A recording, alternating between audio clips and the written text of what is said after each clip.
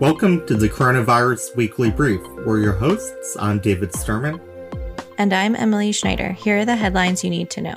Dr. Anthony Fauci, director of the National Institute of Allergy and Infectious Disease, warned the U.S. on Sunday that even though COVID-19 cases have dropped since the start of the year, they have plateaued at a dangerous level over the past few weeks. Quote, when you see a plateau at a level as high as 60,000 cases a day, that is a very vulnerable time to have a surge to go back up, unquote, Fauci said, citing recent surges of new coronavirus variants in European countries such as France and Italy, and cautioning against complacency. Fauci emphasized the importance of vaccination efforts, masking, and social distancing in order to keep numbers from spiking once again.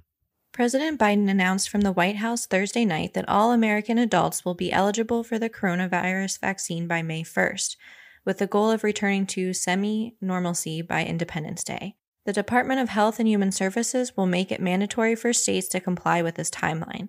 Thursday's address followed the passage of Biden's $1.9 trillion COVID-19 relief package. The country will keep up its pace of 2 million vaccinations per day, Biden said, noting that his goal of administering 100 million shots during his first 100 days in office would soon be surpassed.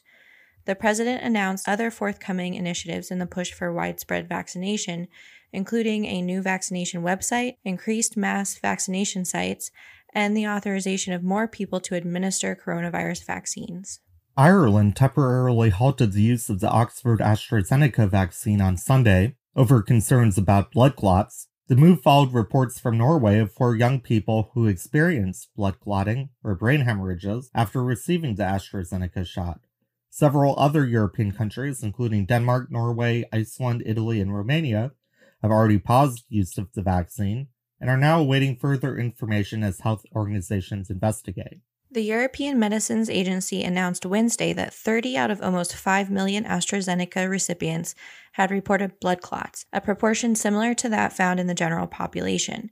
AstraZeneca released a statement on Sunday saying, quote, a careful review of all available safety data of more than 17 million people vaccinated in the European Union and UK with COVID-19 vaccine AstraZeneca has shown no evidence of an increased risk of pulmonary embolism, deep vein thrombosis, or thrombocytopenia in any defined age group, gender, batch, or in any particular country.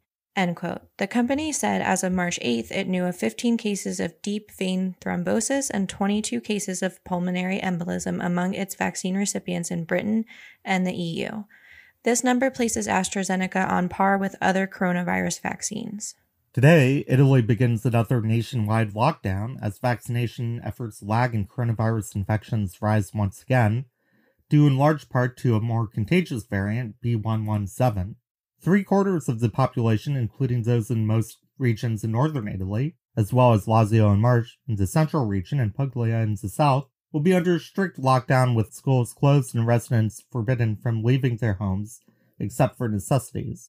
In the rest of the country, residents will not be allowed to leave their municipality except for certain reasons, but schools and many stores can remain open. Fewer than 2 million people in the country have been vaccinated so far, partly because of late deliveries from pharmaceutical companies and logistical problems. Last Saturday, the government said it aimed to vaccinate 80% of the population by September. In France, government officials are resisting pressure from health officials to impose a third nationwide lockdown, even as coronavirus infections rise. The Prime Minister said on Sunday that the country must do everything it can to avoid another lockdown. France has imposed a 6 p.m. nationwide curfew and weekend lockdowns in 2 regions that are struggling to contain outbreaks. Big shopping centers have also been closed. Just 7.7% of the population has received at least 1 dose of a coronavirus vaccine. In Germany, Chancellor Angela Merkel and her party suffered a blow on Sunday with one of its worst ever defeats at regional elections in 2 states in Germany's affluent south. In Baden-Württemberg, Merkel's Christian Democratic Union won only 23.9% of the vote, down from 28% in 2016. In neighboring Rhineland-Palatinate, the CDU won only 26.5% of the vote, down from 31.8% in the last election. Public frustration with Merkel and the CDU party has been growing since last year, as another lockdown has been in place since November without any real hope of a return to normalcy anytime soon. Germany's vaccination campaign has been one of the slowest in Europe, with only 7% of the population receiving at least one dose of a vaccine. Complicating matters is a report from the Robert Koch Institute, Germany's federal health agency, that was published on Friday. It said a third wave of coronavirus is about to begin across the country. That report predicts that the daily number of new infections will be higher at Easter than it was over Christmas, perhaps rising to a 7-day average of around 350 cases per 100,000 people. The Robert Koch report blamed the rise in infections on the B.1.1.7 variant, which is believed to be more contagious, saying that the variant is now found in more than 50% of positive cases across Germany. To see our daily brief, go to the address in our show notes and follow us on Twitter at NewAmericaISP. The Coronavirus Weekly Brief was produced by Shannon Lynch and Jason Stewart and was edited by Shannon Lynch. This podcast is brought to you by New America and Arizona State University.